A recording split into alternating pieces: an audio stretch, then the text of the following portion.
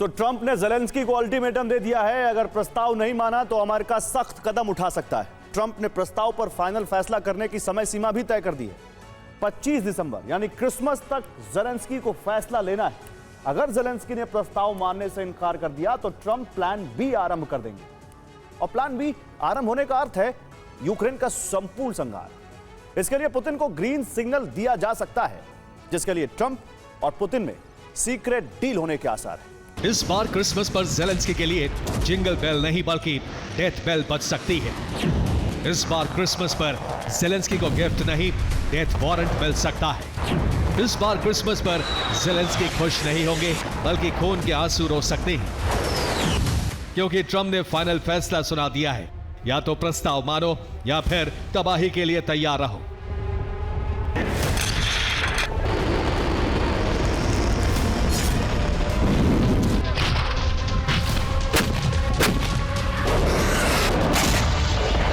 Zelensky को अंदाजा हो चुका है कि पुतिन और ट्रंप मिलकर यूक्रेन की बर्बादी का फरमान जारी करने वाले हैं।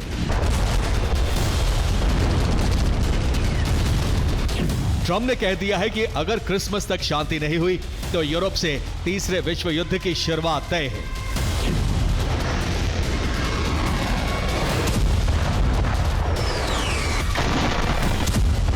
और यूक्रेन एपिसेंटर बन सकता है, यानी यूक्रेन बड़े संकट में घिरने वाला है।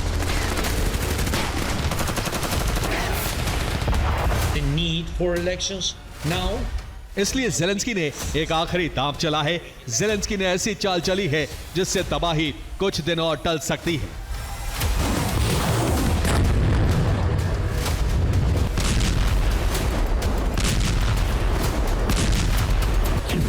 ज़ेलेंस्की ने रेफरेंडम की चाल चली है।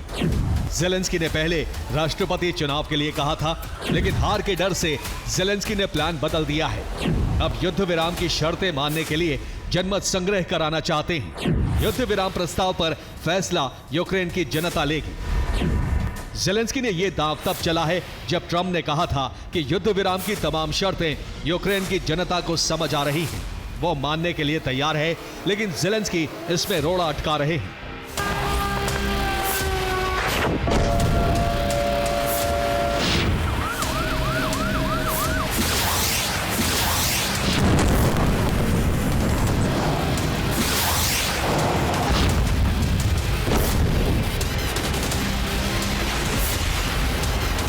ज़ेलेंस्की ने आगे कहा है कि यूक्रेन की जनता चाहती है कि यूक्रेन नेटो का सदस्य बने, लेकिन अमेरिका ऐसा नहीं चाहता है, और ऐसा रूस के कहने पर किया जा रहा है। ज़ेलेंस्की के तेवर बता रहे हैं, उन्होंने ट्रंप के खिलाफ मोर्चा खोल दिया है, जिसमें यूरोपीय देश उनके साथ हैं। इसी वजह से ट्रंप ने क्रिसमस तक ज़ेलेंस्की को आखिरी मौका दिया है। प्रस्ताव मानो, नहीं तो तबाही के लिए तैयार रहो।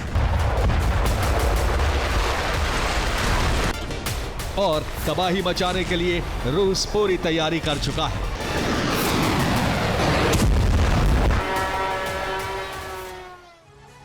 तो ट्रंप का प्रस्ताव ज़ेलेंस्की ने नहीं माना तो ट्रंप रूस को हमले के लिए ग्रीन सिग्नल दे सकते हैं। ऐसे में 3 चरणों में रूस हमला कर सकता है। पहले चरण में कीव पर हमले की शुरुआत होगी। इसके लिए क्रेमलिन ने पैराशूट ब्रिगेड को टास्क दिया है। मरियंस्की पैलेस में क्रेमलिन के स्पेशल कमांडो जा घुसेंगे। इस दौरान ज़ेलेंस्की को रूस लेकर आएंगे कमांडो। दूसरे चरण में मोटर बटालियन भी कीव में घुसेगी, जो सरकारी इमारतों में आग लगाएगी। टॉप कमांडर्स को मार गिराने का फरमान जारी हो गया है। ज़ेलेंस्की के करीबियों को पकड़ा जाएगा। तीसरे चरण में टैंक बटालियन कीव में घुसेगी। कीव पर कब्जे का ऐलान किया जाएगा। सैन्य ठिकानों पर जेट ड्रोन से बमबारी की जाएगी। मिसाइल से भी तबाही मचाई जाएगी।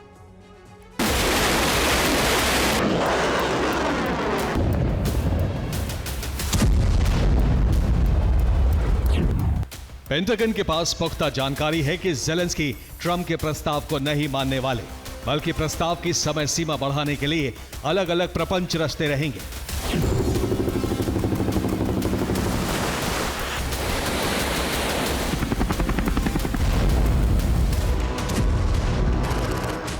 अब ट्रंप के क्रिसमस तक प्रस्ताव मानने के अल्टीमेटम पर रेफरेंडम का ब्रह्मास्त्र चला है।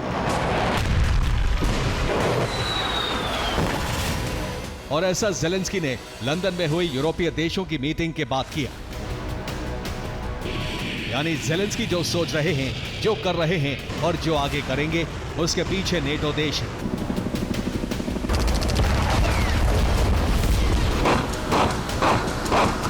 जिसमें फ्रांस, ब्रिटेन, जर्मनी, पोलैंड और फिनलैंड शामिल हैं, जो सीधे तौर पर जेलेंस्की को युद्ध विराम करने से रोक रहे हैं।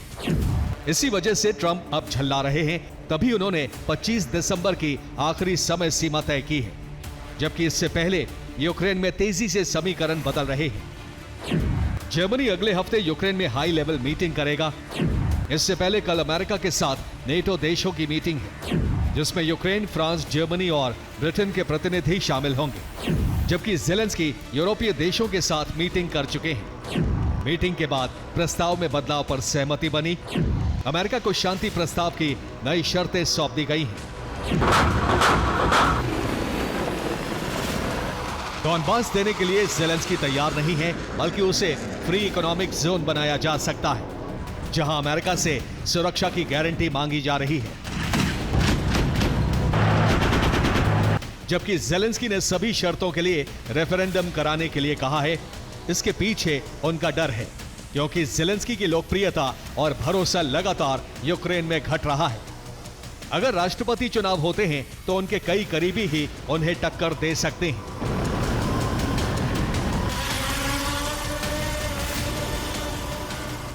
और जेलेंस्की के लिए खतरे की घंटी बज चुकी है, क्योंकि उन पर यूक्रेनी लोगों का भरोसा कम हुआ है। सर्वे में बताया गया है अगर फिर चुनाव हुए तो जेलेंस्की को फिर से राष्ट्रपति बनाने के लिए 20.30% लोग समर्थन करते हैं। दूसरे नंबर पर यूक्रेन के पूर्व कमांडर इन चीफ वॉलेरी ज़ारुजनी आए, जिनके समर्थन में 19.1% लोग हैं। इसके अलावा तीसरे नंबर पर आए यूक्रेन के मिलिट्री इंटेलिजेंस के चीफ किरिलो बुदानोव के समर्थन में 5.1% लोग हैं। हालांकि 23.60% लोगों ने तीनों में से किसी का भी समर्थन नहीं किया है।